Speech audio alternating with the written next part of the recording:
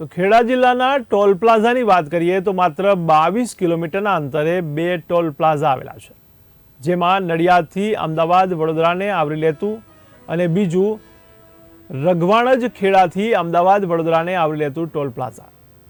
ત્યારે સમગ્ર ગુજરાતના ટોલ પ્લાઝામાં સૌથી વધુ ટોલ રઘવાણજ ખેડા ટોલ પ્લાઝા પર વસૂલ કરવામાં આવી રહ્યો છે।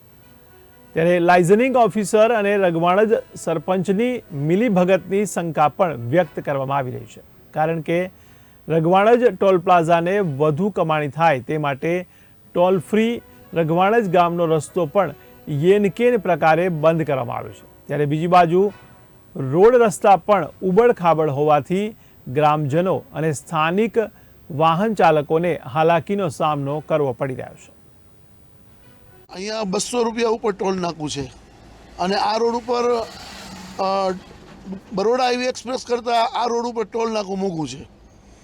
જે ગુજરાતનો જે કહેવાય કે આપણે બરોડા હાઈવે એક્સપ્રેસ છે એના કરતાં ટોલ નાકા ઉપર બે ટોલ નાકું ડબલ ઓલું કરવામાં આવે છે વધારે। અને અત્યારે આ રોડ ઉપર જે ટોલ નાકું જે વસૂલ કરે છે ને એ પ્રમાણે રોડ ક્યાંય બરોબર ન કહેવાય।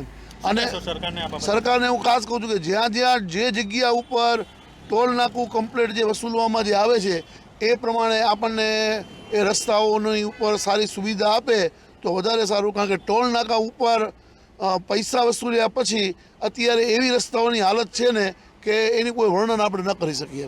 હું છે નાસિકથી અહીંયા સુધી હું આવું છું અને ગુજરાતમાં આવ્યા પછી જેટલા ટોલ નાકા આવ્યા એના પછી જે સુરતથી વલસાડ અને વડોદરા સુધીમાં તમે રસ્તાઓ જુઓ ને તો આપણને એમ થાય કે જે જગ્યા ઉપર 2.5 કલાક જે થાય છે ને એની જગ્યા ઉપર આપણને 4-4 સાડા 4 કલાક થાય છે। ટોલથી આ બાજુના રસ્તા તો ઘણા સારા છે, પણ ટોલથી પેલી બાજુ જો જેવી રીતે કે અત્યારથી હું આણંદથી જ આવી રહ્યો છું, આ રસ્તાઓમાં ઘણા બધા એવા ખાડા પડી ગયા છે ને એને રિપેરિંગ કામ કરાવવાની ખૂબ જ જરૂરિયાત છે। આમ નાના પાયે રિપેરિંગ કામ ચાલે છે ટુકડે ટુકડા, પણ એમાં કંઈ બાઇકોવાળાને તો વધારે તકલીફ થઈ જાય, કેમ કે જ્યારે નાનકડું પણ ઓવરટેક કરવામાં આવે ત્યારે પડી જવાનો ડર લાગતો હોય છે અને ગમે ત્યારે ગમે ત્યાં સમારકામ ચાલુ કરી દેવામાં આવે છે, યોગ્ય નથી।